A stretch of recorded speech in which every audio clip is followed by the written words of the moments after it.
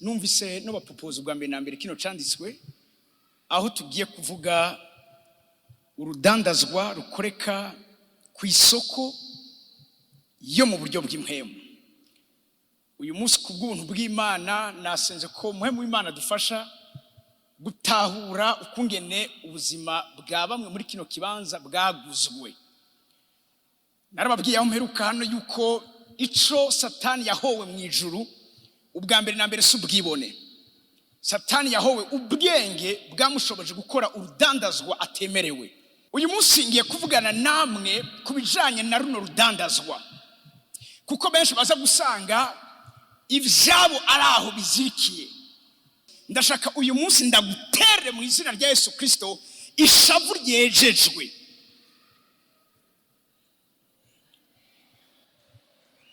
Auza kuva muri kino kibanza uvuga ngo enough is enough. Aho vyakabereye ni kera, ibintu biteza guhinduka.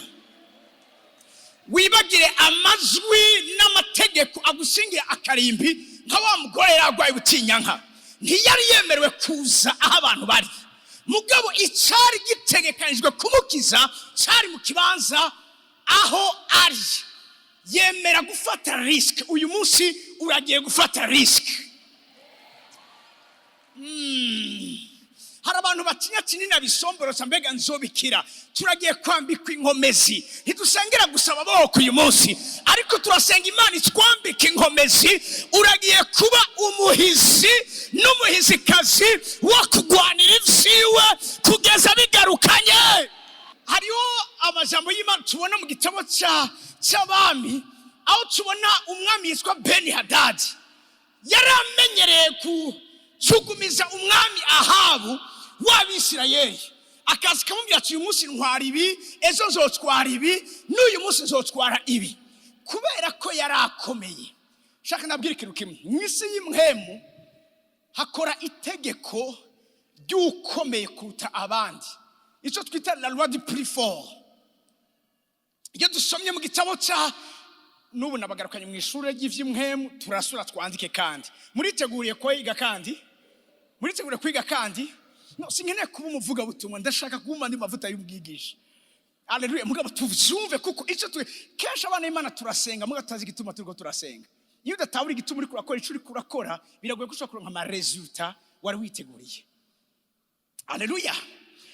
Dusomye muri Luka igice cya 11. Munyemere gatoya aho ndahisomera kugira ngo tunyarutse.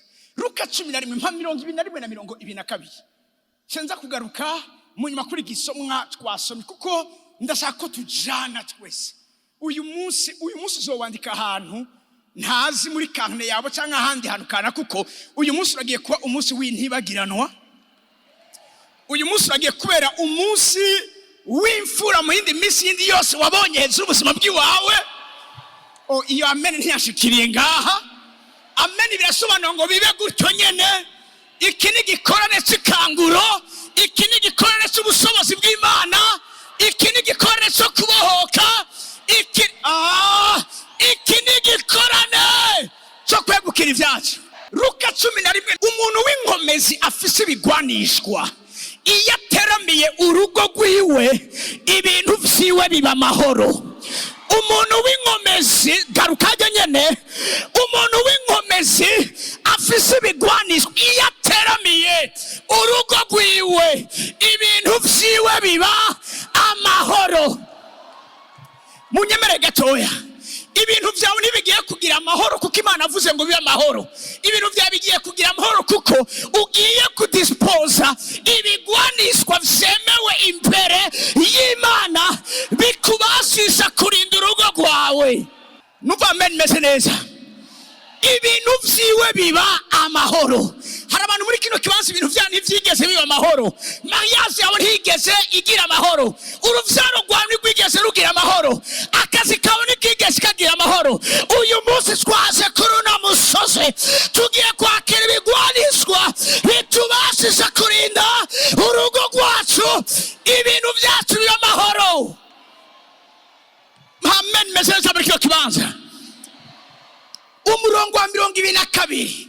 Ariko umurusi inkomezi yaramutse amuteye akamunesha, amwaka ivyo agwanisha vyose yari yizigiye akanyaga ibintu vyiwe akabigaba. Ni itegeko ry'ukomeye kuruta uyundi. Si bizanye n'ubuntu bugutuma umererwa neza, nibizanye n'ubuntu bugusoboza gukomera ugasobora kunesha. Haleluya, haleluya, haleluya. Muriko muranyumva? Iyo umuntu w'inkomezi, mbwira umuntu rero bati nta yingishwa ufise utegeza gukomera mu vyamwemu, atarukuranyagwa. Numva amen meze neza, numva amen meze neza. Utegerezwa gukomera. Umviriza, mu Kirundi bakuze ngo akaruta kandi kagize iki? Karakamira. Burya iryo ni itegeko ry'impwemu. No mu vy'impwemu iyo ubaye febre barakumira. Ndabazi benshi, haleluya, baguzwe ivyabo vyibagiranye kubera iki? Ntibashoboye kugwiza inkomezi z'umutima. Bivuga ngo uwo mwana arakura, ikintu cya mbere yakoze agwiza inkomezi z'umutima. Mbabwire kino kintu, hari abantu babiri bimbwira. Hari uwitwa Yosefu n'undi yitwa Samusoni. Samusoni afise inkomezi igaragarira hanze, mugabo Yosefu afise inkomezi zo mu mutima. Ufise inkomezi hanze harageze igihe arakubitwa hasi. Abafilisitiya baramunogora amaso, bamwica urupfu rw'agasinyaguro. Ariko wa develop inkomezi z'umutima yaranesheje gushika ku kanyuma. Nyamwana arakura agwiza inkomezi z'umutima, aba mu bugaragwa kugeza igihe yerekewe Abisirayeli. Hari abantu muja mu vyo mutabasha mukanyagwa, mugatsindwa kubera ko ntimwigeze muvyitegurira. Muri ubu bwami turimo munyumvirize neza, ni itegeko ryo gutera, si itegeko ryo kwivuna. Baba rusikore bakiri muri cyo kibanza, Imana ntiyaturemeye kwivuna. Mumbare sinaje kwabwira ngo mwivune, sisa ntiyagutera mu mwivune. Ni wa mwivune umunsi neza zosha gutere. Mugabe ijambo ry'Imana imbwira Beni Hadadi, umunsi umwe aravuga ngo genda mubwira nkoranize inzabu n'ifeza afise, hanyuma kandi ejo zoza n'abantu biwe ucumushira ku ruhande abagore beza mufise n'abakobwa beza nabo nyine azogenda bajanye. Birimbwira ngo Ahabu agenda abwira abakuru abari mu nama nkuru novuga sinzi y'ibijanye n'ubwami, ati umugabo uruvugene aturomde ivyo saba nahora ndabimuha. None uyu munsi yogiye ko ngo n'abagore banje n'abakobwa banje ngo nabo nyene ndabamuhe. Ba bantu baramubwira ati ntubikore, mugabo kutabikora nukwemera kugwana. Mu nyuma baje imbere y'Imana bahamagara uvugishwa n'Imana, arababwira ati ntugire ikibazo, Beni Hadadi nzomugabura amaboko yawe. Ariko barabaza ati none ninde azomugwanya? Ndakundira ijambo ngo imikangara y'abaganwa. Bivuga ngo abakiri bato, unyumvirize neza, abakiri bato si keso y'imyaka. Abakiri bato nabamenye ukungene barinda imyaka yabo, kuko nababwiye ko ari abantu bafise imyaka itari yabo. Hari abantu imyaka yabo yaragiye. Umuntu nakarorero yari sanse kuzopfa ku myaka 60 agafa ku myaka 40, iyo 20 igiye he? Mugaca muvuga natwebwe tukavuga ngo intore ntiziramba. Riga jambo ngo intore ntiziramba. Intore igituma zitaramba nuko ziri nayifu. Uragenda ukibasika abantu bose ari beza, utwengera nawe agutwengera. Yo pole sana. Nico gituma intore zitaramba. Intore zamazibaza ko nabandi bose ari intore. Mugabo nimba ukeneye amahoro, hari bavuze ngo kivera pepe par la guerre. Ukeneye amahoro tagura intambara. That's it. Uko niko mwisi impwemu bimeze. Numva ameni meze neza. Haleluya. Ukama witeze kivyo jana arivyo bazokugarukanako uzonyagwa. Itusabwa sikindi bumuntu w'impwemu sesangura. Birivuga ngo bene Isakari bari baskugendeza imyanya nibihe. Reka kuva kugenda gutonyene, genda kukijuru ryavuze kugenda. Beni Hadadi ezo zoza kubitora. Barabaza ati ninda zoza kumugwanya, ati nimikangara y'abagano. Ndakundi iki kibazo baci babaza, ninda zosomborosa urugamba, tuzokwivuna cyangwa tuzotera? Imana ati nabari mwebwe mugira iki mubatera. Munyemere gato tugende mu gusubira mu vyagezwe. Mana yanjye uyu munsi sinzi ibintu bigiye kuba muri kino kibanza. Hallelujah, hallelujah, hallelujah. Gusubira mu vyagezwe igice cya 2:24 nyarukiriza. Gusubira mu vyagezwe 24 Uhoraho arambarira ati nimuhaguruke mufate urugendo muzabuka umwonga wo kuri Arunoni Sihoni umwamori umwami w'Heshiboni ndamugabuye mu maboko yanyu. Bona igihugu ciwe mutangure kucinjira. Mugira iki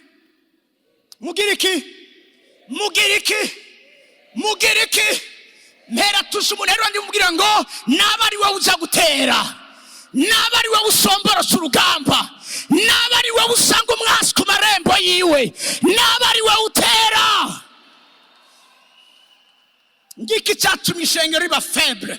Turindira ko badutera tukivuna, ariko abandi barazi ingene bacungura umwanya baratera. Iyo umuntu ateje intambara iwawe ivyononekara iwawe, naho yotsindwa ni wowe uza gutakaza vyinshi kuko intambara yabereye iwawe. Uyu munsi turagiye gufata intambara tuyikure mu miryango yacu, tuyikure mu kazi kacu, tuyikure mu isengero ryacu, tuyikure mu ruvyaro rwacu, tuyizane ku marembo y'abansi bacu. Abavyizeye n'ubameni yabo.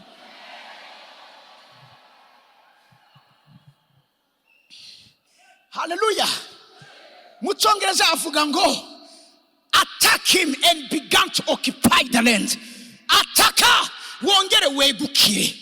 Harabarindire ko Imana izoyibagemurira, harabarindire ko Imana izoyibazana. Oya, Imana ikugiriye ubuntu bwo kubana na uza gutera, hanyuma wokipe. Uwo niwo mugabane wabera, uwo niwo mugabane w'abana b'Imana, uwo niwo mugabane w'abantu b'impwemu. Ngurumva ngo naraye ntebuvire mu uyu munsi gwara ngo vyagenze kunukunuku kubera ko wa muri kurateguka mufise inkuru zo gutega udafise inkuru zo gutera.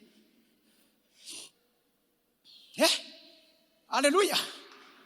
Kubera ko ibisusu wamani inkuru zo gutegwa utagira inkuru zo gutera.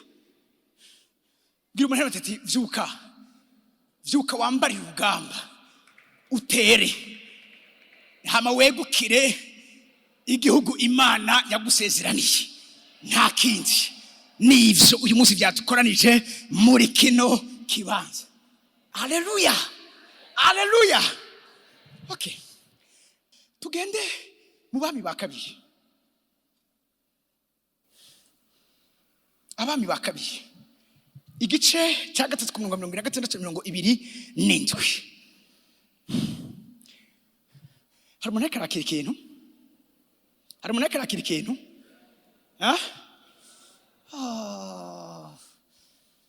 Ndumva Imana muri kino kibanza. Ndumva iminyago myinshi tugiye kunyagira Imana muri kino kibanza.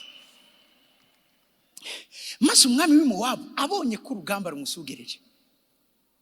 Abisirayeli iki gihe baratera. Twavuze igice gutera, mugabo reka tuvuge irindi hame rindi yo mu buryo bw'impwemu kubijanye n'amategeko agenga intambara zo mu buryo bw'impwemu. Hamaze kuvuga ibijanye n'ifaranga rikora aho hantu kugira habe urudandazwa. Maze umwami abonye ko urugamba rumusugereje, n'Abisirayeli bamuteye, arabona kasugerejwe, ajana ingabo 700 bitwaje inkota kugira ngo batwariranye babone gushikira umwami w'Abanyedomu, ariko ntibabishobora. Baja kurondera uwo mufasha, mugabo urugamba rwari rukaze barabura aho baca. Bibananiye ibisengesho ryawe uyu mugoroba, umwasi wawe bimunanire kuronka ahungira kugeza umufasha. Yamene kidashitse ngaha. Ugira ngo iri jambo ryaje ngo mumuhamburure mumureke agende ata bintu bihambiriye. Haleluya. Shonzi nukuno muvyi atavangirwa. Hari impamvu. Nimba bumwe aze kuba uwo mugabo utahanici wawe, biramunanira. Raba kino kintu abonye vyose vyanse, yarasigaje alternative imwe gusa, ikindagiye kukivuga. Ahitana umwana wiwe w'imfura, yomusubiriye ku ngoma, amutanga kwikimazi cyo kozwa, amusereza hejuru ku ruzitiro. Abisirayeli baca barazinukwa rwose bituma bamureka barahindukira basubira mu gihugu cyabo. Muri umwami w'Imowabu yari umuntu azi bijanye n'ivyo amategeko y'impwemu arongora urugamba hose vyanse. Agerageje kumenera harugaye bamdadiye, mugara avuga ati ndasigaje ikintu kimwe gusa, hariho ifaranga rimwe rishobora kumpa kugura intsinzi uyu munsi, kuko ataruko ndahasigaye nabanje. Yarasigaje umwana we w'imfura, amutanga ko ikimazi. Tugiye kuvuga ifaranga ryitwa amaraso, amutanga ko ikimazi. Kandi bavuze ngo yo musubire, Bibiliya nifa gutanga amadetaye gutyo nyene. Narababwiye amaraso yabo mu miryango yacu. Ubwa mbere na mbere kw'isoko ryo mu buryo bw'impwemu, iyo bariko baradandarisha iri faranga ryitwa amaraso, si amaraso ayo ari yo yose novuga adispose igiciro cyo ku rugezo rwo hejuru. Ni nka kurya nunga muri nosi hari ifaranga rifite agaciro kuruta irindi. N'amaraso y'abantu nubwo yose ari amaraso, si yose agira ijwi rikomeye mu isi y'impwemu. Amaraso agira valeur ikomeye, n'amaraso ubwa mbere na mbere akwegereye. Hama kandi n'amaraso ari mu buzima bw'umuntu agifise byinshi yokoze. Nk'uwo bosaba na karorero gutanga nyokuru wiwe asigaje imyaka 5 ngo apfe, no gutanga imfura yiwe ihejeje kaminuza igomba itangure ubuzima. Abo bantu ntibadisposa valeur imwe kw'isoko mu buryo bw'impwemu. Siriko muri ko bavyumva. Iyo uyu mwami atangase, sinibaza igitero cy'Abisirayeli cyari gusubira inyuma. Mugabo yashakishije ifaranga ryogira agaciro gakomeye, abo umwana wiwe w'imfura yo musubiriye ku ngoma. Igitero cy'Abisirayeli, abantu bari kumwe n'Imana, abantu Imana iri mu ruhande rwabo, mugabo barasubiye inyuma. Urazi Imana yacu ni Imana ma principe, ni Imana munyumvirize neza. Suko nakuda basangiza kare mu ishengero, hari agasagara kitwa Hayi, yo suko igice c'indwi. Ako gasagara karagasagara gato, karagasagara byo kuri kadakanganye. Imana yabwiye Yosuwa ngo nimugende, Imana yamuhaye kwegukira uburere, munyuma tuma abatazigenda mu ndabi. Ubutasi munyumvirize neza, mujanye ivy'urugamba ni kintu gikomeye cyane. Nico gituma utadisposa ihisurirwa ryo mu buryo bw'impwemu, bizokugora ukugene usubira kwiyempoza mu isi y'impwemu gugaragaza kuganza Imana yaguhaye. Numva amene meze neza. Nico gituma hemba bwire bene data, ntivyahawe bamwe. Hari abacu bagenda baka jewe nta mwanya afise wo gusenga, heza kurondera umusengera akandonderera Imana. Uko niko benshi banyagwa. Ngiye umuheri wandi wawe ngo twese atanumwe avuyemo dutegerezwa kurondera Imana. No gusengera sinavyanse ndumungeri, muga bisengesho ry'iwanje ntirigira agaciro cyo kimwe isengesho ry'iwawe.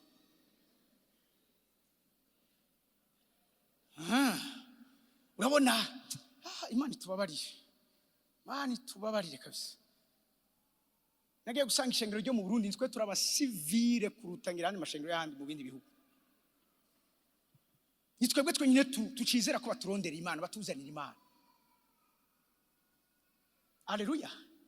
Umviriza, uyu munsi ni wowe ugiye kurondera Imana, ni wowe ugiye kwitana murako impuzu, ni wowe ugiye kwambara amagunira, ni wowe ugiye kwisiga wewe. Kuko Imana ikiraro kwita ingabo. Ejo numara kumenya no ma principe ejo Imana izo gukoresha mu gutabara abandi. Mugabo ukene kwa mbabwire buno bwami, Imana ikeneye abama bariko barafashwa, Imana ikeneye abafasha, Imana ikeneye ababeshwaho, Imana ikeneye ababeshaho. Kuko impwemu ya Kristo twakiriye bivuga ngo ni impwemu itanga ubugingo.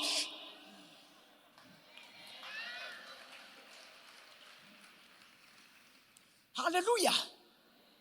Uno mwami w'Imowabu asubiza igitero cy'Abisirayeli inyuma, kubera ko amenye ukungene akora urudandazwa. Abandi bagenda kudepoza amadose yabo batanze ibimazi, nawe ugaca ugenda wibagiye no gusenga, ukagenda ngo Imana izobana nanje. Urambwira ko abo bantu vy'ukuri bashitse ku rubuga abantu bashobora kugaragara kumwe, bashobora gupeza kumwe.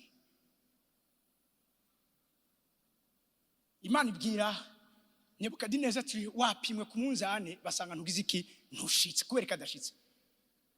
haro benshi ngahe kumizane mu buryo bw'impwemu ntibashitse mene tekere ufarsine abandi Imana yarabagendereye bagira neza wibagira nico ngiye kuvuga ca kabiri ifaranga rya mbere ikora kandi ifite agaciro kuruta nico gituma Yesu ntiyatuguze amafaranga aboneka yari gushobora kumbure kuko arabahora bacungurwa n'amaraso y'ibikoko mugabo wewe yemeye gutanga ayiwe maraso ico nico kimutuma igo faranga yatanze atawundi muntu wundi nivyo satani akora akoresha ivy'abandi mugabo Yesu yatanze biro ngo ayiwe maraso niyo yajanye ku gicaniro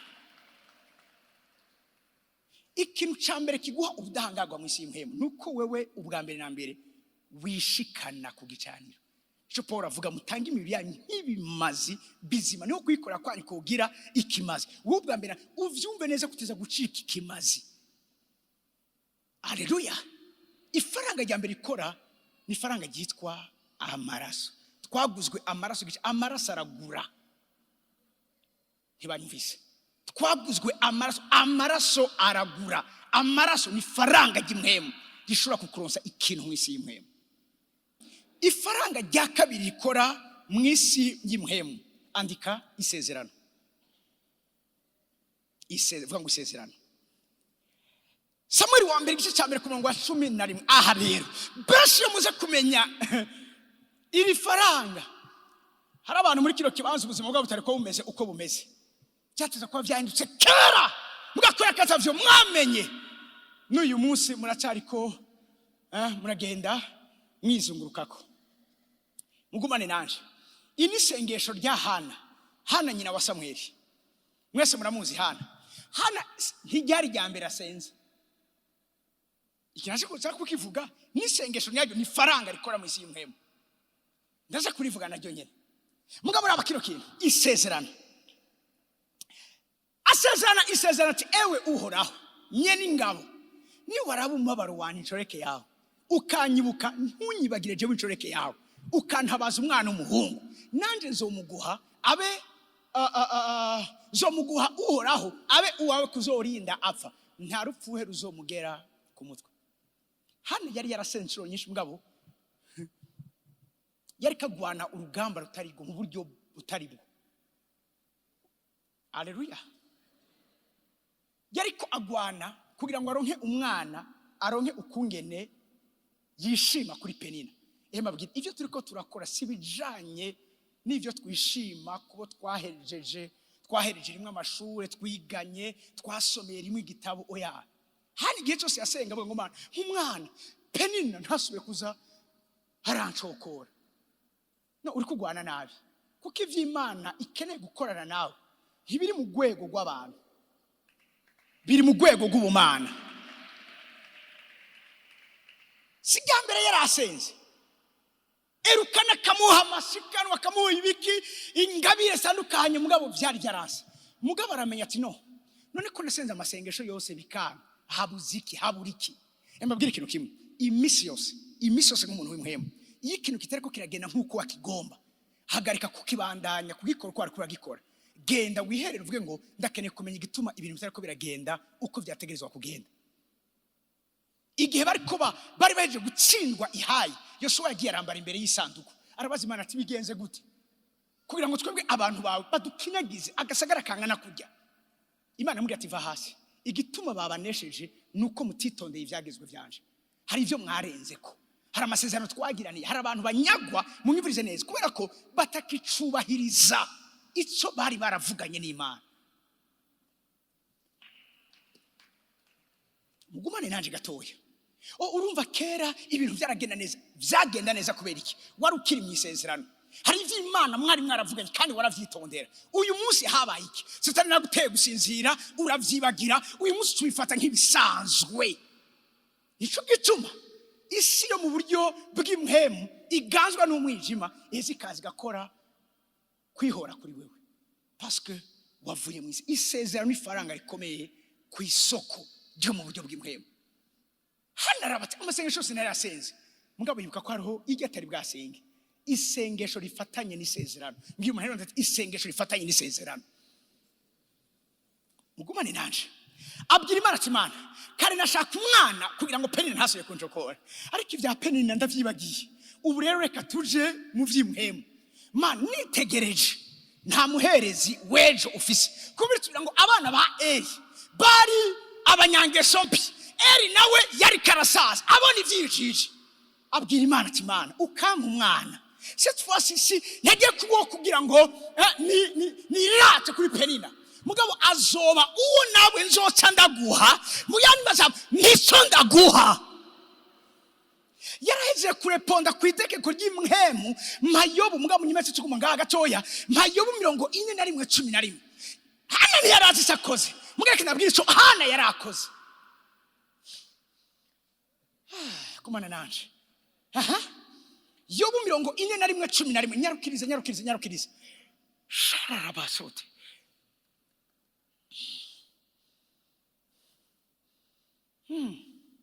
Okay. Fasha gusoma 1, 2, 3. Ninde yabanje kugira ico ampa ngo ngire iki? Kumana nanje gatoya. Ninde yabanje kugira ico ampa ngo ngire iki? Ndamwisura. Muyani maza nzokwishura kuko hari ico wampaye. Nzokwishura kuko hari isezerano wangiri. Nzokwishura kuko hari ico wanyemereye. Muyani maza hari inyungu nzoronkamwo mu vy'uri kuransaba. Nababwiye isi y'impwemu irongorwa n'amategeko makuru harimo iry'ibijanye n'ubudandaji. Imana n'umu entrepreneur, Imana n'umu investisseur. Nimba ukene kumenya umu investisseur w'igitangaza, umu entrepreneur w'igitangaza ni Imana. Imana umviriza, hajya muhora mwumva abantu bavuga ngo hako yo guhomba yo guhomvya, wibaswa basase kuvuga iki? Imana nta musi n'umwe izokwigera ireka ngo izayo vyibwe gutyo nyene, irabikwikira kugeza ibigarukana. Ni naco gituma nyumviriza neza, kuko ari cyo yamaze gushira muri wewe. Nico gituma kenshi wari kuba wahitanwe n'amasanganya, urazigamwa uvayo, bese mwarageze aho urupfu namwe bwari intambuko imwe, Imana iranga ko mugenda. Si kubera ikindi, hari ivyo muhifitiye, hari ivyo yabashizemo, hari ivyo mutabwiza kuzana navyo. Hallelujah! Nishobora kugombye umurati, nishobora kuguhomba. Isofuma yemera kubitike uvundagare wavure kugeza ikigarukanye, kubera ko hari umutayi yamaze gushiramo. Nishobora kwemera kugenda gutyo nyene. Narisika ahantu ari ahantu heza kuvuga amen. Narisika ikari kibanza cyiza cyuko umuntu yovuga amen imeze neza. Ninde yabanje kugira icyama? Iki nico Hana yakoze. Hana nyuma yo kugerageza amasengesho yose, haravuga ati no, ngomba ngerageze iri rya nyuma. Mana reka mbanze ngira ico ndaguha, ndabe nawe ko utazogira ico umpaye. Ndabaza ikintu kimwe, Hana senze ngo ni wa muhuma nzomuguha, Imana yaramumuhaye ntiyamumuhaye. Babantu bashari nga yaramumuhaye ntiyamumuhaye, kuko hari itegeko yaraje kubahiriza, hari faranga yaraje gukoresha mu isi y'impwemu ryitwa isezerano. Ninde yabanje kugira icampa ngo nanje ndamwishuri? Ibiri munsi y'ijuru vyose iyo riva rikagera ni ivyanje. Nifise ikibazo c'ico yokora ku buzima bw'iwawe, mugabo ikibazo kiraha hejuru. Hari ico wabanje kumpa, hari ico wanguranye, hari ico wampropoje, hari project twakoranye.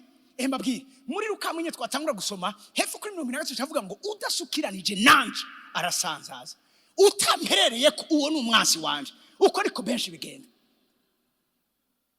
Haleluya, haleluya. Ifaranga ryitwa isezerano. Ni wamhabaza umwana w'umuhungu, jewe nshoreke yawe nanje nzomuguha. Gatoya ngomba munyemenda basayishe gatoya.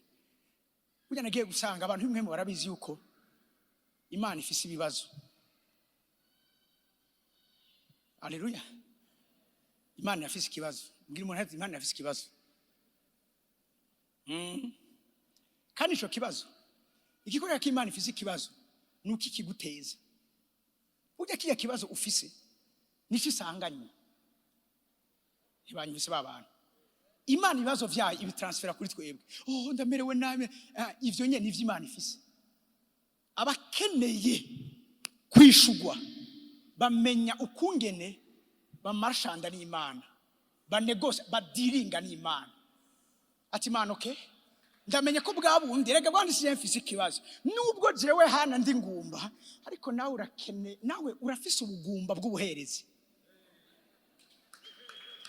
Talk to me church. Nubwo nkeneye umwana mugabo nawe urakeneye umuherezi urakeneye umwana azokubera umuherezi. Imana ibibazo iduteza nibyo isanganye. Ni banyumvise.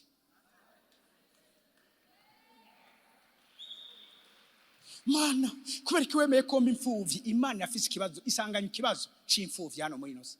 Nico gituma yemeye komba imfuvyi. Ngene bandaba. Kuko umunsi wamenye neza icatumye ibiba vyarabaye hari ikintu uzocubwira Imana uti Imana ukankura ahantu uzoba ari aha narende uzoba yarabayeho uko nanje nari mbayeho uyo imihamagaro mari muzi ngo iva he? Imihamagaro iva mu mitwaro. Muze mu birabe uwafunzwe ntaronka ikimuvugira iyo avuyeyo acaronda kuja kuvugira abo yasize. Nivyo canke sivyo? Uwatevye kurongogwa iyo arongowe acagira umutwaro bagize iki wabatevye. Nivyo canke sivyo? Wakubititse n'ubukene seriezo uzosanga ama projet yiwe araho nyene ngo dukeneye ko abantu ngo batera imbere ngo dufashe ubuzima bw'abantu bukisunu. Si kubera ikindi ico nico cari caramukubise nuko ibibazo dufise n'ivy'Imana iba yaraduteje. Rero abakeneye kwishurwa muri ubwo buryo banegosya n'Imana. Mana mpa ico nzoguha. Mana ukankiza buno bupfuvyi nanje izindi mpfuvyi nzozitabara. Mana ukankiza buno ino ndwara nanje nzoja kuraba abagwayi. Mana ukankura aha hantu. Iyo dusomye ndabivuga cyangwa sindabivuga ndabivuga cyangwa ndabireke abikorino irukanga abikorino bakabiri. Ndumva hari umuntu tugiye gukundana muri kino kibanza. Hari umuntu atahora nkunda mugabo uyu munsi aragiye kunkunda. Simvugishijwe. Oya ndabizi ko biraza kuba. Abikono bakabiri cyambere. Turasoma dore ku murongo mugumane nanje gushika mu murongo wa 6. Mana yanje. Nabi Elia kakarimo mukagumize hafi. Nuko ntazi Giswahili neza mugabo. Tuzakaririmba. Yo fasha gusoma. Rimwe kabiri gatatu. Itwirura mu marushwa yacu yose kugira ngo natwe tubone uko twirura imibabaro abari mu marushwa. Ivyo gukorera nivyo nawe uzokorera abandi.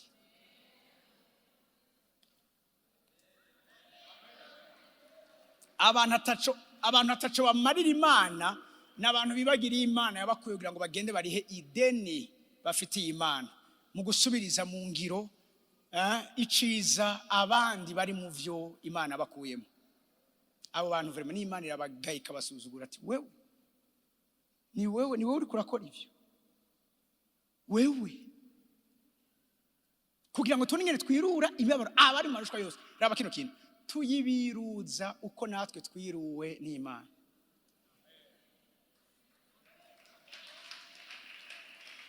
Ntituraheza ngo muvugane n'abantu ngaha muri kino kibanza bagiye gutahura igituma hari umuntu hamwe kurwa Imana kwereka ije wa muri kurambabaza kwereka imisozi je by'iwanje bitigira vyoroha. Mana je nakugize iki? Mana nari yubumera bwawe nagukoreye iki? Kwereka imisozi jewe atuvuga nka Jose Meya ati kubera iki gamana kubera iki?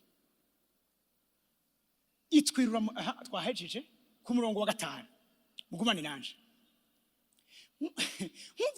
Nk'uko ivyo Kristo yababajwe vyarushije kutuzako mwavyumvise Kristo yarababajwe natwe biratuzako. Niko nukwirugwa kwacu kwarushirije kugwizwa na Kristo. Uko Imana tubabaza niko Kristo atwirura cyane kuko hariho affaire iri kuri verset 6. Gumana nanje. Iyo tubabazwa ngira umuntu ati iyo tubabazwa iyo kurababazwa iyo tubabazwa burya numva kubabazwa gutyo nyine. Hari abantu Imana ibabaza, mbwa ntibabaza gutyo nyine. Mu kubabaza n'umutaha Imana ibishize kuri konti yayo. Nababwiye turuza gukundana. Imana kubereka ije wumbabaza, igituma Imana ikubabaza nikora ko yaraguhisemo mu bandi, yarakwizeye mu bandi. Hari abantu Imana itoshobora kubabaza kuko batoshobora kuresista, boca bagwiramo, boca bagiramo. Mugabo abo izi ko bashobora kuresista, irabababaza gushika kugira ngo nibamara kuvayo baza ari abantu umviriza ari kugira ngo bibazane ukwiru, baza ari abantu bazanira abandi ukwirugwa bona gakiza. Hari abantu bajanya gakiza kabandi, hari abantu bafite gakiza kabandi, hari abantu batabara abandi, hari abantu bacungura abandi, hari abantu babacunguzi ku bandi. Birivuga ngo Bowazi yari umucunguzi wo mu muryango wiwe. Iyo bavuze ngo umucunguzi munyibirize neza, kandi no ngaha Imana yagiye kwitoraniza abacunguzi. Numva amene yanyu. Abantu babita abacunguzi ngo bona gakiza. Kandi iyo twirugwa kuba ari kugira ngo bibazane ukwirugwa nyene gusarukira mu kwihangana imibabaro imwe niyo natwe tubabazwa. Mugumane nanje gatoya. Imana yabigukoreye, Imana yemeye kubabara kugira ngo niyo mara kukwirura uzoca ugenda uraba bariko barababara nawe ubirure. Mwani majambo, hari abantu Imana ihama responsabilité, genda muserukire, genda munkorere ivyo nokoze, genda mubabere inyishu ko nubabereye inyishu. Muribuka Korneliyo, mama yavuze Korneliyo arasenga, umumareka araza azingwa muzane inyishu. Munga basanga umumareka aje kumubwira ngo inyishu uri kwarondera mu ijuru ntayiriyo. Inyishu iri ahantu hitwa Iyopa, aho Simoni Petero asembereye. Imana iramuha adresse ati tuma abantu baje kumurondera, uwo niwe afise ico uri kurarondera mu ijuru. Hari ibintu, hari amasengesho musenga mugabo atazokwishugwa bivuye mu ijuru, azokwishugwa biciye mu bantu. Imana yagize ububiko bwayo hano muri nosi, ikabababaza ikabirura, ari nabo babazanira ukwirugwa bona gakiza. Numva amene yanyu. Ani handu chugero kashivuga ati iyo mbimenya simba nararize. Kuko igihe wari kurababazwa Imana ari kiratekera umutwaro muri wewe, Imana yakikuzuza ubwenge, Imana yakirasira muri wewe imbabazi, Imana yakirasira muri wewe urukundo, Imana yakirasira muri wewe compassion.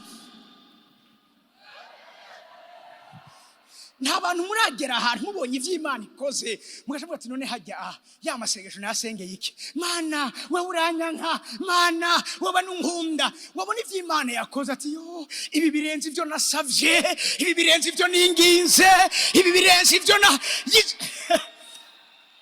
Haleluya. Imana igakora ibitangaza n'ibimenyetso mwebwe nyene ubwanyu mutari bwigere musaba Imana. Subira ndabasarishe kandi gatoya. Genda muri Yesaya 60. Yo nimwabona narengeje muri ampagarika, jewe sinzi vrema ivyamaze kuba, kandi uvumenga abantu ngaha bararyohewe. Yesaya 64. Yesaya 64. Ubu n'ubuhanuzi rero. Kameme ntimwoza ku munsi wanyuma ngo muhirigwe ngaho uyu munsi wose ngo mugende gutyo nyene. Oya ntimugenda gutyo nyene. Umurongo wa 3. Umurongo wa 3. Muracari kumwe nanje. Muracari kumwe nanje. Ngiye umuntu ati Imana uko nikigiye kuvugana nawe. Kuri uyu munsi tugiye kumanuka no musozi. Twariko turahamburwa, twariko turabohogwa, twariko turagirirwa neza. Umviriza. Aho wakora ibiteye ubwoba tutize. Ngira umuntu ati ivy'Imana igiye gukora inyuma y'iminsi ndwi nibiteye ubwoba utari witeze. Na riski ya meniza gushika ngaha mugabo ntiyigeze icabuka. Haleluya. Oya uzozana intaye sinabikekaye, uzozana intaye kuri kino gicaniro. Aho Imana igiye gukora ibiteye ubwoba utari witeze. Hari abantu biteze Imana muri kino kibazo.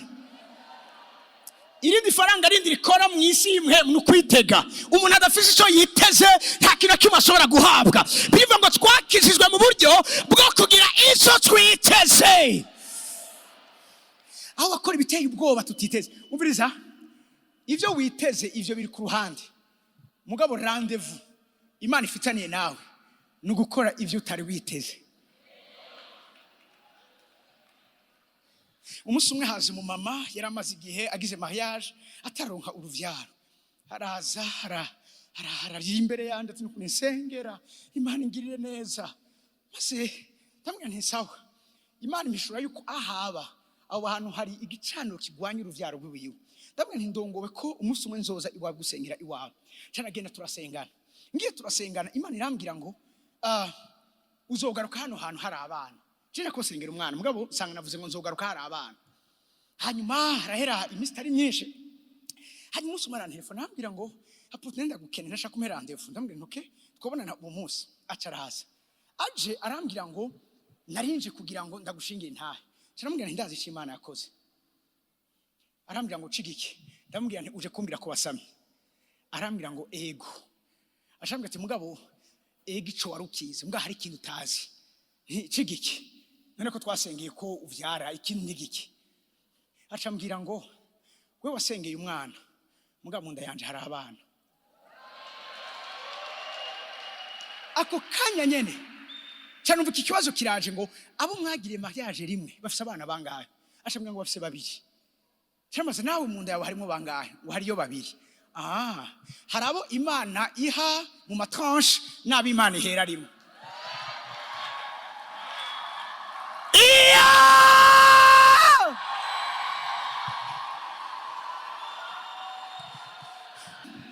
Haleluya harabo Imana iha umukogote wa Ahabu bakaja imbere hari nabo Imana izika basiraka ikiganza bakirukira imbere y'umukogote wa Ahabu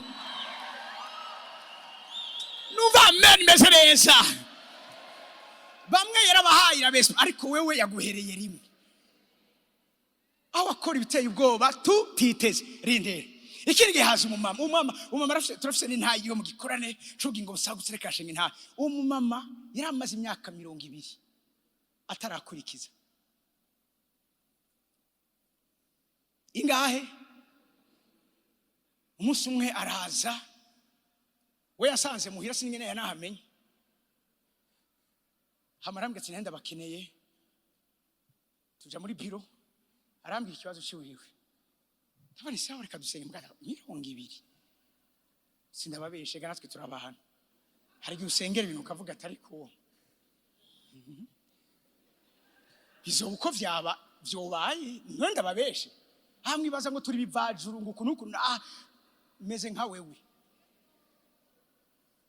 usari gihe dicishiriza mikatugirira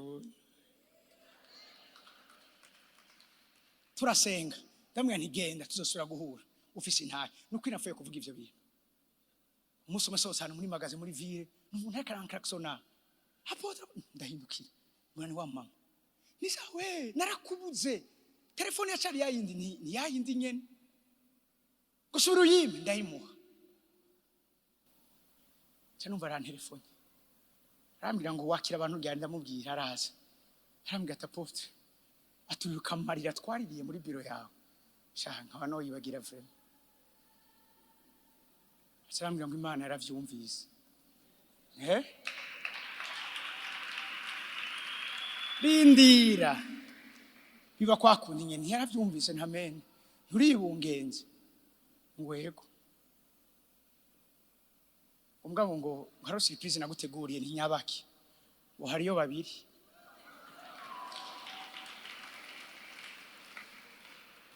sinzovyibagira iyo foto ndayifise quand même ndasanta ko ari bitero vyinshi kuri uyo muntu ndamwe neka tugiriza hamwe ntigushika umunsi uzoja kuvyara uzombarire shaka ko bazokwinjiza muri block ndiko ndasenga kandi nzoza aho uzoburi kiretse wajabutse cyane nandi watunondera visa ataruko nimba zo bari ngaha nzoba ndi hafi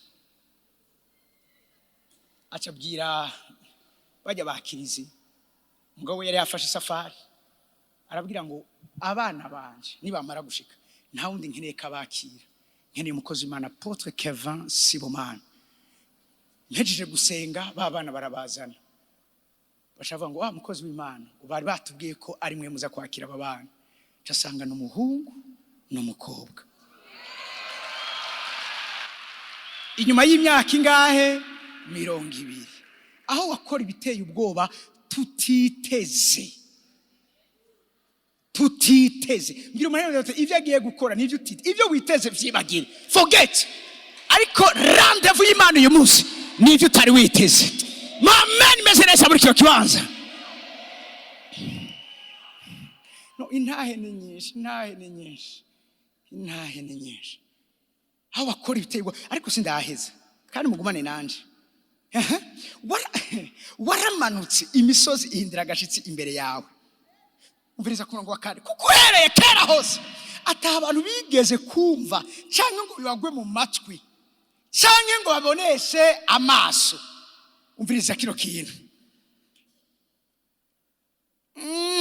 Iyindi Mana igira iki mariye aba yiteze atari wewe. Baba ntibavyumvise. Naho vyigeze biboneka. Iyindi Mana igira iki mariye bande. Ifaranga rya gatatu rikora mu ry'isoko ryo mu buryo bw'impwemu. Kwitega. Haleluya. Kwitega bivanze no kwizera. Uriteze kubona Imana.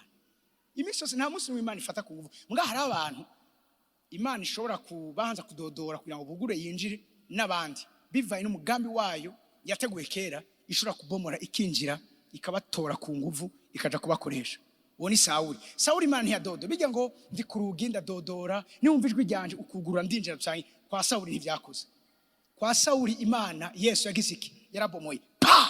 Irinjira ati cha. Ivyo wigira nibiki? Haro n'abantu mu miryango yanyu yitwa ngo barananiranye, ngo urumva ngo abantu bakeneye kumva ngo bya Kristo. Reka tubateze Imana. Izo bomora ibatore ku nguvu.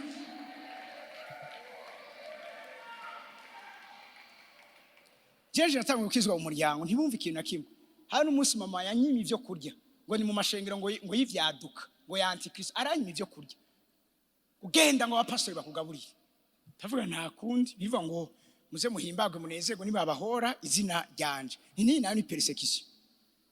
Muganda avuga nti Imana iki kintu akoze ndakivunjijemo agakiza kiwe kandi kihuse.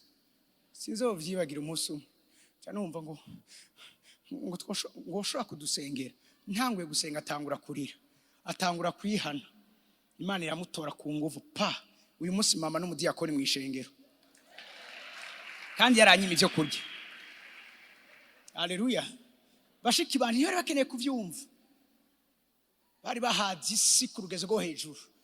Umwe w'imfura sino umwibagira ngiye cyumva ngo Kevin ngo ni sawa ngo ugiye ngiye mu gikorane.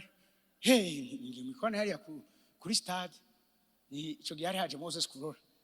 Ngwe kumbe sinamenya ko nawe yaje ari nyuma yiwanje.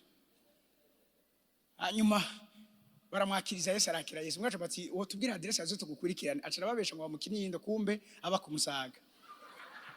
Umva ni kari kafashe neza. Hari hakenewe ukubita inyundo musumari wa nyuma. Babantu mpamene imezeza biro kibaye. Mbabwire burya kuba mwarakijijwe mumenye neza yuko burya umuryango waramaze kwakira uri mu muhango w'agakiza. Ivyakozwe n'umwa 13:31 umviriza ijambo y'Imana avuga ngo ni wizere umwami Yesu.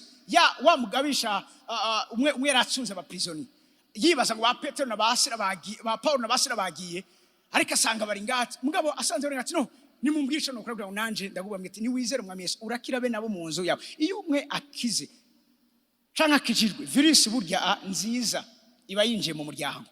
We gusubandanye uyarimanta mu misiri imbere azakora kubibaza programa z'urushinge. Numva amen meze neza. Haleluya. Haleluya. Ibindi ngoma ndabivuge nihuta. Amen. Ifaranga rigira kane ikimazi. Abandi kamwandike. Dawidi Imana imubwira ibimazi aje gutanga kugira ngo ikure ko umuvumo igihugu. Birivuga ngo Imana imubwira ngo genda kwa Arawuna uramugurira amashamvu yiwe inka afise hama unyosereze ibimazi. Ashize kwa Arawuna aho ndi muri Samuel wa 24:24. Ashize kwa Arawuna aramubwira ngo ngenzwa niki. Arawuna aramubwira ngo mwami wanje ngira ushaka cyose ndakiguha. Kuko ivyo ugiye gukora twese biratugira ikimazi. Dawidi yishwa Arawuna aramubwira ngo mbega jewe noshikanira uhoraho ikimazi ataco kinyeje. Iyo tuvuze ikimazi ni ikintu gifise ico kigukeheje. Nuva amen meze neza.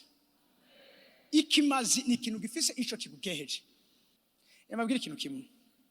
Nivyo turi mu isezerano rishasha. Ngabe isezerano rishasha ntirikuraho imikorere y'isi y'impwemu. Yesu abwira Petero ngo Satani yakunsavye ngo agire iki akugosore. Muribaza Satani ashobora kubahuka Yesu ati shaka Petero kugira ndamugosore nk'ingano atariko nagusengeye. Bibiliya muri Imana tubwira mu vyakozwe n'intumwa igice ca 12 ngo nuko Herode afata muri bamwe bashimwa ko ari nkingi mw'ishengero arababoha ngo yicisha Yakobo narababwiye amaraso y'abagorozi kafise valeur ikomeye cyane dans le monde spirituel. Cyo tubavuga ngo dusengera abera. Biratubwira ngo yicisha Yakobo inkota ngo bihimbara abayuda. Ntivyahimbaye abayuda, vyahimbaye isi y'impwemu yo mu buryo bwa Satani ikorera mu bayuda. Kora kwa amaraso y'umugorozi aje guseswa mu bintu bitandatu, mu migani gatandatu uhoraho yanka urunuka. Birivuga ngo nako n'indwi harimo icitwa gusesa amaraso y'abera. Amaraso y'umugorozi aratandukanye n'amaraso y'undi muntu. Nk'ikiri muri Bibiliya birivuga ngo abonye ko bihimbaye abayuda ariyongeza. Byo Satani yiyongeje uyu munsi tugiye kumushiraka burungu. Kera twatuvuga tukira abana ngo rimwe n'ikigongwe, kabiri karazigwa, gatatu nibara. Ako bari murakibuka? Uyu munsi nibara rigiye kugwa. Twari twatanguye neza mugabo menga turiko no sura tuduge kandi mwisi mpemu turaduga. Usoma ivyashoro Yohana igice ca 4 ngo numva ryajwi rimeze nk'iginzamba ngo kugicaniro rivuga ngo duga gato. Donc mwisi y'impwemu hari ama dimension turaduga. Ngiye umuntu ati duga duga duga. Haleluya haleluya. Hari abantu kugira ngo badandaze bunguke bamanza kuduga handi hantu. Rimwe umudamu umwe arambwira ati ndafise ikibazo, umugabo wanje nivyo ariko aratera imbere mugabo yareka atera imbere mu buryo bwiza. Ati umunsi umwe nagenugura akabati kiwiyo nsanga mw'imiti, nsanga mw'inzara z'inyabu, nsanga mw'ibintu. Ati mwe cyane ubwo basanga hariho etikete yanditse ko ngo gutongera kubo duhiganirwa amasoko kugira ngo atahi wanje. Wow.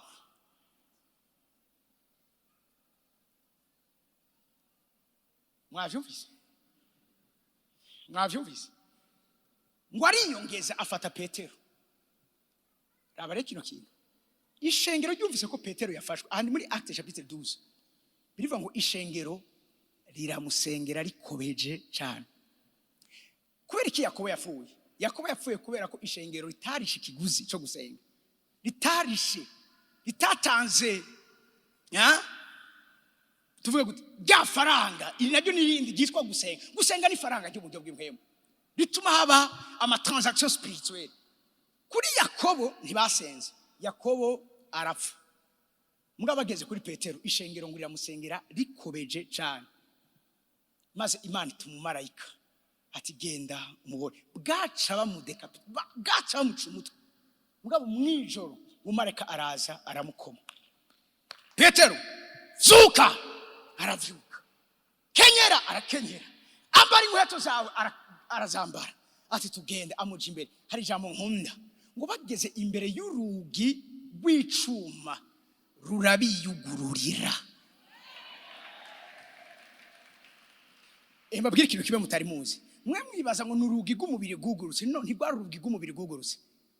Kuko ahantu hose hafatirwa ingingo zikomeye hariho irembo. Aho hantu byo mu buryo bw'impwemu.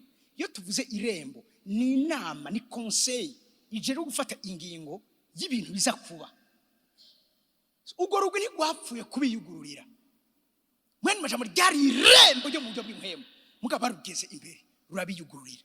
Iyo ishengero ririshika ikiguzi kw'isoko ryo mu buryo bw'impwemu ivyari vyugaye biriyugurura. Ijambo mukunze gusoma muri Zaburi ya 24 ni mwigire birebire emwe mwanzuga imwe zibihe vyose. Bavuga ngo ubundi ngo ni inzugi za kera. Bisibo izo nzugi zagiyeho gute? Ngo umwami w'ubwiza ikintu tugiye gukora. Umwami w'ubwiza nashobora kwinjira hakiri inzugi za kera. Inzugi za kera ni kuvuga iki? Ni vyakozwe kera, ni bicaniro vyubaswe kera. N'abantu bagize amasezerano mu isi y'impwemu. n'abantu batanze amageneration mu isi y'impwemu, n'abantu bagize ivyo bemera mu isi y'impwemu. Wowe ugacuza ugafatwa kuko isezerano ryagizwe n'umwe muwo musangiye amaraso, iryo nawe riragukorako. Kuko tuvyumvikane, impwemu niyo yakijijwe, ariko umushaha uracari kurahinduka, umubiri wowe ntuzopfukijijwe. Ibijanye n'ibituriko turavuga vy'ukubohoka si mu mpwemu zacu, kuko nubwo wopfa uboshwe uraja mu ijuru.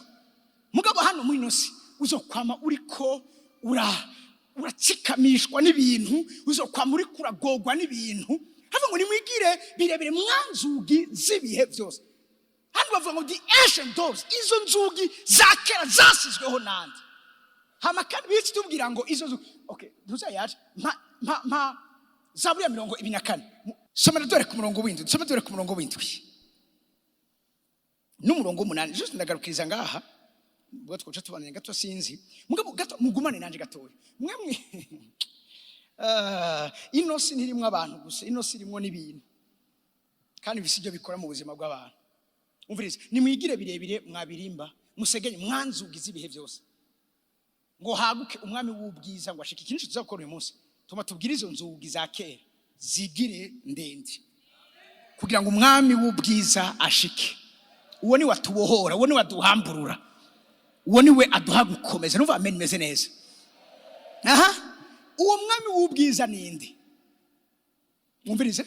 Umwe yabwiye inzugi ati mwanzugi imwe nimwigire birebire. Hama ku murongo 8 inzugi ziciye zishura.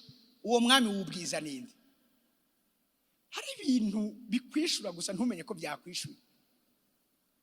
Siko muri ko muravyumva. Waravuze mwanzugi imwe nimwigire birebire. Izo nzugi nazo uwo mwami w'ubwiza ninde? Ubundi nawe arishura nuhora afise inkomezi n'ubutore. Nuhora afise ubutore mu ntambara. Mani majambo ukeneye intambara. Uwuje n'umugabisha w'ingabo.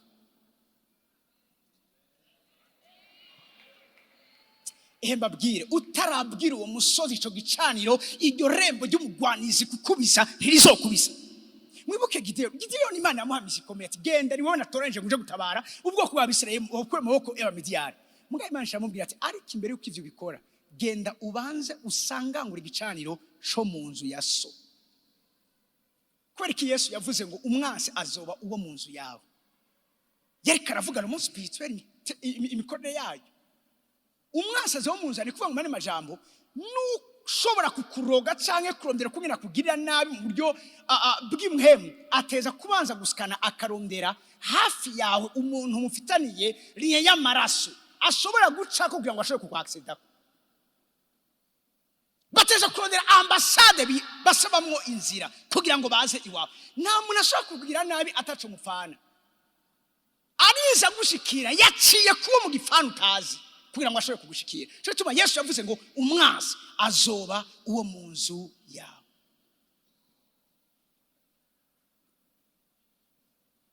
Haleluya. Hamakani ko nta mwanya afise.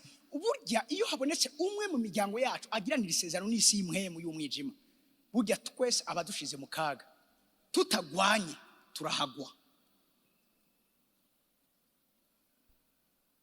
Ngo mugabo ngo iwacu umengo ngo ivyo bintu nta bihari vyahwere. Byo bavyabaye tarabaho. Cyo tumuteza gusikana ukamenya ni igiki kiriko kirakora mu karindimo. Nibe bicano bya nuko mwata mwanya dufise ubunari kubasaba mukandika ibicano umaze kudetecta mu miryango yanyu. Igicano niki? Nico kintu gifise amateka, gifise ico kimaze gukonona mu buzima bw'abatari bake mu muryango wanyu. Nico muhurira ko muri benshi. Abaganga uyu munsi basigaye kubwira ati iyi ngwara tinone yavuye kuko umuganga ateza kumenya ico ingwara yavuye ko. Shavuga ngo iwanyu nta muntu yaragwaye ingwara. Kubera iki nimba hari umuntu agwaye iyo ngwara vyoroshe ko batahura yuko iyo ngwara ishobora kubandanya kubera amaraso. Yari inzugi ziravuga. Uyu munsi rero turagiye kuzibwira uyu munsi. Numva amen message muri kibanza. Turagiye kuzibwira kandi mwumvise zirishura. Erega harabaho resistance. N'umwami araza kubiraho. Haraza kubaho resistance. Mugabo twaje twiteguye n'abakozi b'Imana, ab'Imana ateguye kuri uyu munsi batabagwa bateza gutabagwa. Amen message muri kino kibanza. Amen message muri kino kibanza. Bini zogaruka kubivuga. Vuga ngo bizazogaruka kubivuga. Kubera ko no vyinjiramo duhava turara. Haleluya, haleluya.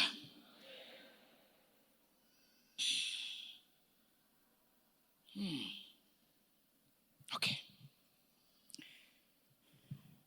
tugomba dusenge. Ugwanywa niki? Washoboye kuguruka amaso urabona iyo uriko biraba tutotoho iwawe. Ivyo mu bwami bw'Imana nababwiye turavyegukira. Ndangirize kuri rino hishurirwa. Yesu umunsi umwe aravuga mu gitabo ca Luka, atabika igihe Imana izobahora amaraso y'abera yasheshwe y'abavugishwa n'Imana kuva kuri Abeli gushika kuri Zakariya yiciwe hafi y'igicaniro n'ishengero. Ico gihe Yesu abivuga yabivuze na Yohana aheruka gucibwa umutwe. Mugabo Yohana Yesu ntigeze amushira muri list yaba Imana izobaza amaraso yasheshwe y'abavugishwa muri kino gihe. Nigiki catumye Imana ibaza abururunganwe amaraso yasheshwe y'abavugishwa n'Imana kuva mu gihe ca Abeli? Abeli niwe wa mbere yapfuye hano muri nose, kandi mwibuke ko amaraso ya Abeli n'uyu munsi aracasaba guhora, kiretse kwaje amaraso ya Yesu avuga ivyiza kuruta aya Abeli. Mugumane nanje. Mugabo Yesu ico gihe abivuga na Yohana nawe nyene yaraheruka gupfa, kubereka amaraso ya Yohana umubatizi Yesu atayashizemo. Igihe Yohana yapfuye mu gihe mwumvirize intambara yo mu buryo bw'impwemu yari yahejeje gutangazwa ku mugaragaro. Iyo umusirikare arashe umuntu agapfa mu rugamba ntibamwita umwicanyi, bavuga ko yagarukanye amahoro n'umutekano. Abasirikare muri ngaha sivyo bace batinya. Nabwiye muze kaze mu ishuri ry'impwemu. Yohana ntiyapfuye kubwo gupfa gutyo. Yohana yapfuye mu gihe intambara yapfiriye ku rugamba. Ico gituma amaraso ya Yohana umubatizi Yesu atigeze ayashiramo. Ataravuga ikintu gikomeye cyane muri Matayo 11 gura kuri 11 gushika ku 13. Aravuga kino kintu ngo guhera mu gihe cya Yohana umubatizi gushika ubu ubwami bw'Imana burabandanirwa, kandi ababandana nibo bamunyakurisha ubuhizi. Hari ikintu bakoresha mu Gifaransa, sinzi iryo jambo urima mu Gifaransa, mumvirize mu Gifaransa bivuga neza, bavuze kubandana mu Kirundi bivuga neza. Mugabo mu Gifaransa no mu Congereza bakoresha ijambo nkunda cyane, bakoresha ijambo ryitwa violence. Ce sont les violents. Uyu mwanya utaba violent biragoye kungene ushobora gucikana intsinzi yawe n'iyo umuryango wawe. Ivyo bigumba n'amasantima n'ibiki ivyo tubivemo. Depuis le temps où Jean-Baptiste jusqu'à maintenant, on attaque le royaume des cieux avec violence. Avec violence. Violence muravyumva. Iyo umuntu ari violent mbega arakumviriza ivyo uri kuravuga, araguha umwanya, arakujaniranya. Vuga ngo arakujaniranya. Natwe turagiye kujaniranya ubwami bw'umwiza bwamaze igihe buri ko buronona ibitandukanye mu buzima bwacu. Alléluia. Avuze ngo on attaque le royaume des cieux avec violence et les gens violents cherchent à le prendre. Les gens violents. Ukazana urupfasoni rw'iwawe urahasigara. Igihe ubwato bwari buramererwa nabigiye ca Yona, bavuze ati umwe wese abe violent mu gusenga yambaza Imana yiwe. Nimba wambaza yo mu kiyaga, buri muntu wese atakamba asaba Imana yiwiwe, atari uko bari bagiye kwasigara. Uyu mwanya nico tugiye gukora. Urazi ntibihimbara Imana na gato kwa mimisos irikira kubona uri kuratsikamishwa ubundi nibitari bifise ikimazi. Niko Paul yandikije mu by'Abaroma, kuko intsinzi twarayironse muri Kristo Yesu, nta kumwe tutokwegukira ivyacu. Mugabo kubera kubura ubumenyi canke ishurirwa kubijanye n'ingene twangaja urugamba, bamwe bagacavuga ngo urumva ngo mu buntu bw'Imana ngo Imana nibikora vyose vyakweri. Nico gituma nabo bariko baranyagwa.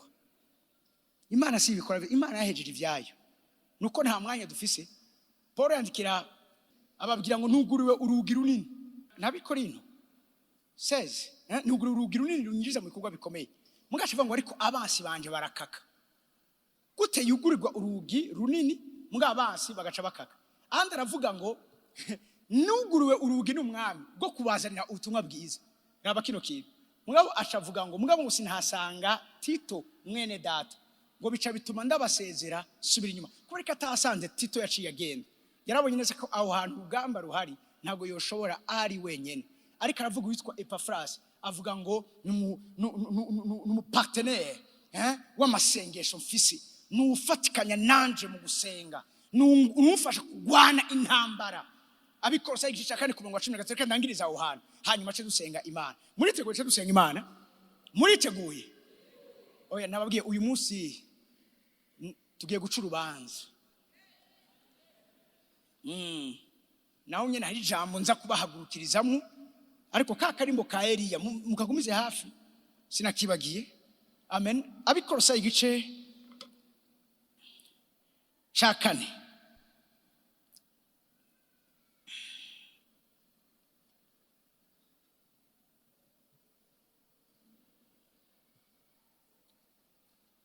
ku murongo wa 12 mwageze. Epafras wiwani umugurano wa Kristo Yesu arabataje. Umviriza yama abagwanira mu gusenga kwiyo kugira ngo mushikame. Turakeneye Epafras muri hoshe. Amen muma. Ba Epafras naba guerrier bagwanira abantu kugira ngo bashikame batungane gose bamenye neza badakekeranya ivy'Imana igomba. Arabagwanira mu gusenga. Umuntu iyo yabareka arasenga yasenga amasengesho yo kugwana intambara mu buryo bw'impwemu. Obadiya igice cya 1 aniyo majambo tugiye gusengeramo. Ku murongo wa 17 Obadiya igice cya 1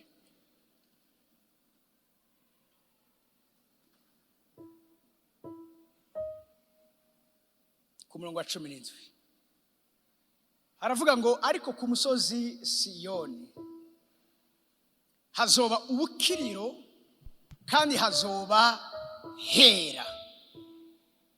Ab'inzu ya Yakobo bazokwiganzira ivyabo.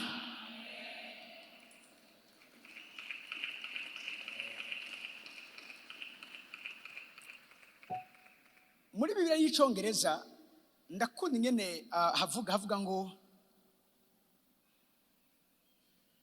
y'Icongereza hari verse ivuga ngo they shall possess their possessions. Donc yaramba possess yes. But upon Mount Zion shall be the reverence. Haya yavuze ngo ubukiriro mugabo ariko aravuga kubohoka nico kigiye kuba ngaha.